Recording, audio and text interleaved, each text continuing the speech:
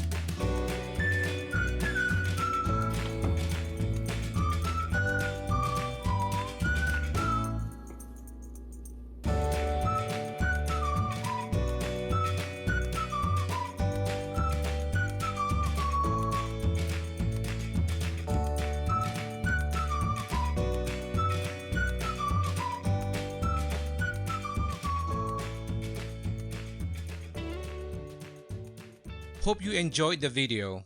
Please click the subscribe, share, like and comment button. Kalau korang suka video ni, jangan lupa subscribe, share, like dan buat komen, okay? Bye!